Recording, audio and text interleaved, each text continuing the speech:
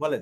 জি, বিষয়টা হচ্ছে যে আসলে এই ৫ই আগস্টের আগের বিএনপি আর পরের বিএনপিতে আকাশ পাতাল একটা ব্যবধান হয়েছে। সেটা হলো ৫ই আগস্টের আগে যে বিএনপিটা ছিল সেটা হলো আওয়ামী বিরোধী, আওয়ামী লীগের বিভিন্ন কাজকর্মের যে অপকর্ম ছিল এগুলোর প্রতিবাদী ছিল। কিন্তু ৫ই আগস্টের পরে যেটা হয়েছে সেটা হলো তারা আওয়ামী লীগ থেকে তাদের রাজনীতিটাকে শিখা শুরু করছে। আওয়ামী লীগের আদর্শটাকে তারা গ্রহণ করা শুরু করছে। ঠিক আওয়ামী লীগ যে কাজগুলো করেছে, যে পথে হেঁটেছে, তারা তাদের পদাঙ্ক অনুসরণ করা শুরু করেছে। যার ফলাফল হিসাবে আজকের বাংলাদেশ বিএনপিকে প্রত্যাখ্যান করা শুরু করেছে।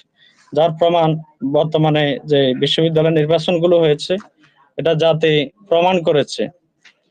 বিজ্ঞ ছাত্ররা, বিবেকবান ছাত্ররা এটা প্রমাণ করেছে। তো বিএনপির প্রতি আমার একটা রিকোয়েস্ট থাকবে, সেটা হলো এই তাদের রাজনীতিতে বর্তমানে আওয়ামী লীগকে আদর্শ হিসাবে গ্রহণ না করে বরং জামাতকে ফলো করা উচিত। জামাতের রাজনীতিকে ফলো করা উচিত এবং জামাতের আদর্শকে গ্রহণ করা উচিত। জি, ধন্যবাদ।